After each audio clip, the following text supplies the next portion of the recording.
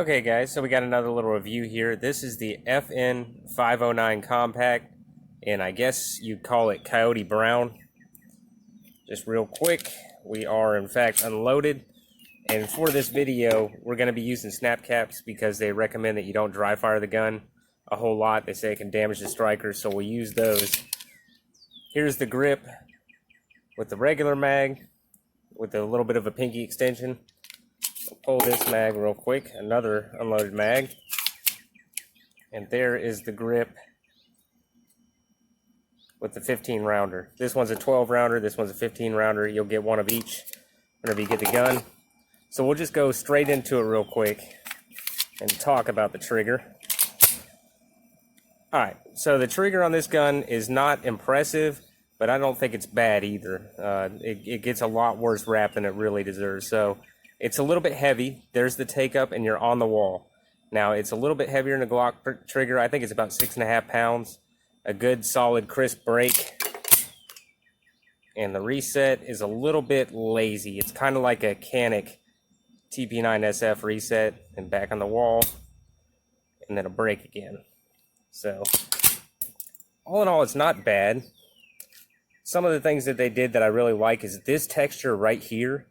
I wish they had put that on the whole frame portion of the gun. But the texture that's on it works great. I haven't had any problems here in South Carolina in the hot, sweat, sticky, wet hands. I haven't had any issues maintaining a good firing grip. This one has suppressor height sights. I put some orange fingernail polish up front just so that kind of stand out a little bit better. But yeah, it's definitely grippable.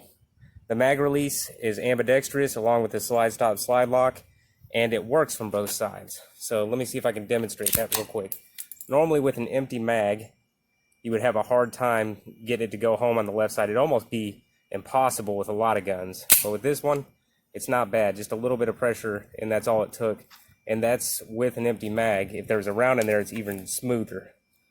So let's get the elephant in the room out of the way real quick. In a lot of my shooting, you'll see that there's a dot on it, and it's not on the gun right now. I'll explain why. So this is a Holosun 407C V2, and the only thing that makes it a V2 is it has a side-loaded battery tray, which is awesome. This dot is cool. It's just a single 3 or 2 MOA dot. You can get them for about $200, so definitely look into these. It's got solar power and battery power, and you get about 50,000 hours of life through the battery. The solar will last as long as the little window here is clean. The dot works fine. The issue I was having though is it kept coming loose on me. FN said that they don't recommend you put Loctite on their system because it has a little bushing in there, and that's what locks it into place. That didn't work for me. The screws kept backing out after about 50 or so rounds, and then I'd have to go tighten them back down, reconfirm zero, and then get a couple more rounds through it, and then they would back out again. So that's a bit of a bummer. I tried to change it up, went ahead and put blue Loctite on it, let it sit for 48 hours, and I was having the same issue. So I've taken it off for right now, and I've ordered some extra screws for it. And those should be here. They're different screws, much higher quality, a little bit better, and I'm gonna blue Loctite those too. I might tape them, I'm not sure, but just to see if we can get that resolved. I've never had a lot of luck with red dots on pistols. I've had a bad track record with it for the same reason. Either the screws shear off or they walk loose, and if I'm gonna have a red dot on this gun, I need to be able to carry it and trust that my zero is maintained. So if my fix doesn't work when the new screws come in, I'll probably just take it off, and I'll pull these suppressor height sights and put a set of Dawson Precision sights on it with a red fiber optic, regular height, and we'll just call it good, and I'll carry this gun. The reason why I would carry this gun is it's awesome as far as shooting goes. It's a heavier gun. It's got like 2 or 3 ounces on a Glock 26, and you can tell, but that's a good thing. It makes it a lot more shootable.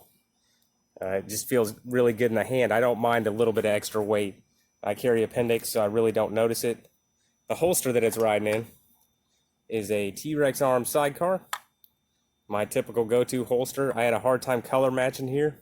This is supposed to be Coyote Brown, and I guess this is Coyote Tan. So you win some, you lose some with that. But the mounting system is cool. I like that FN tried to do something a little different. It's not working out for me right now, but I think the new screws that I've got coming for it, along with a little bit of blue Loctite, should resolve that issue. So if y'all don't see a follow-up video of this gun, then that issue was corrected. If I make a follow-up video saying it's still not working, I still like this gun so much, the shooting of it, that I'll just pull these sights off and put regular ones on it and still carry it. I got no problem with that. It's a good wintertime carry. You get 12 plus 1 in this magazine, 15 rounds in your backup mag. That is good to go, in my opinion. And the shooting of this gun's been great. I've had no malfunctions, no issues. The only bummer is I paid $650 for this gun at Bud's Gun Shop, but what I was really paying for, that extra, I guess $125 to $150, was the red dot mounting system. And if it's not really usable for me, then this is really a $500 gun and not a $650 gun. So maybe that's something that they'll look into. I really hope my fix resolves the issue. If anybody else knows of any other ways to keep the screws tight and the way they're supposed to be, then hit me up in the comments. But yeah, this thing's real cool. The texturing's good on it. Everywhere you see serrations, they're really protruding and usable. You can get it pretty much anywhere. It's got a little ledge here if you want to rack this off a boot or a belt or table, whatever you want to. It'll work for those one-handed manipulators or super high-speed operators. But yeah, this is definitely a carryable gun.